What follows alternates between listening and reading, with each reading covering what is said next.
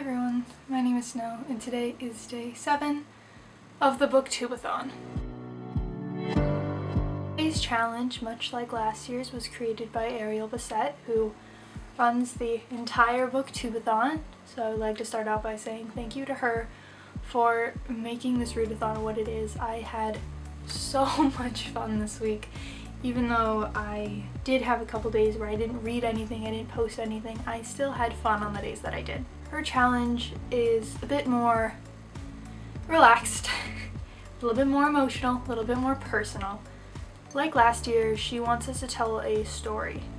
And the story for this year is, what is your favorite book and why? Now, I had a little bit of an issue with this. I have a lot of favorite books. As you might be able to tell if you look at my favorite shelf on my Goodreads, I think there's around 20 of them, and that's not including series like Harry Potter, Percy Jackson, Mortal Instruments, The Infernal Devices. You get the gist. I have a lot of favorite books. But for this video, I decided to pick a book that really changed me. That sounds real deep, and I don't want to get too deep in this video. But this book is a recent favorite of mine. I read it not that long ago, and it is The Perks of Being a Wallflower by Chbosky. And I have a few reasons why I loved it so much, and this is going to be a tough video to edit because I'm just going to be rambling for about 10 minutes. The first reason I loved it is because it's personal. Not only am I very similar to Charlie, who's the narrator, I feel a lot of connections with him, and some good connections, some bad connections, but he's writing letters to you. He's writing letters to the reader, and that is something that really connected me to the story. I feel that one of the reasons that I picked it as a favorite is because of that. If it was just told through first person or third person or whatever, I don't think I would have felt the same connection as I did through letters. I felt like I was someone that he really cared about and really wanted me to know everything that was happening in his life, and that was something that really stuck with me. I said that I connected with Charlie in some ways, and one of the reasons is because he starts off the book and ends the book during his freshman year of high school. He starts his first letter a couple days before the first day, and his last letter is either the last day or a couple days after the last day of freshman year. And I was really connected to that. I'm going to be a sophomore in high school this year, so I know what it's like to be a freshman in high school, and I know how difficult it can be. And his experience was not unlike mine. It wasn't unlike my friends. He had a little bit of a tough time finding his way in school, but then met a group of close friends and grew from it. And I definitely felt that during my high school experience so far. I also just liked that not only was he a character that I could connect to, but all of his friends, I connected them with people in my life. His friends like Sam and Patrick, definitely I found ties between my friends to them, you know. Sam and Patrick are step siblings, and they are seniors, I believe. Yes, they're seniors in the story, and Charlie grows close with them on a rare chance, and they grow and they become best friends. They spend every minute together, and when Charlie's without them, he's devastated, and I definitely feel that way with some of my friends. Another thing that I really liked about this is, going off of the whole friends thing, is that every character had a different message. I found that Sam really shared some deep things behind friendship and what it truly means to be friends, and that friends shouldn't let you not put yourself first, if that makes sense. She really teaches Charlie that he needs to think about himself first in some situations. Not everything should be about making other people happy. You need to make yourself happy as well, and that was a lesson that really stuck with me.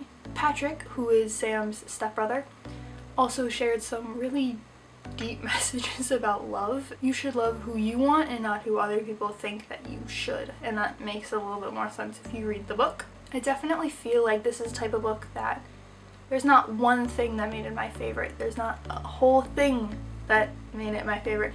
It's how I felt while I was reading it, and just the way I was able to connect with the characters, the way that I was able to see myself in this book. I could be any character in this book and it would make sense to me. That's the reason why I loved it so much, is because it felt a little bit like this book could have been written about me, and I'm sure a lot of people feel that way.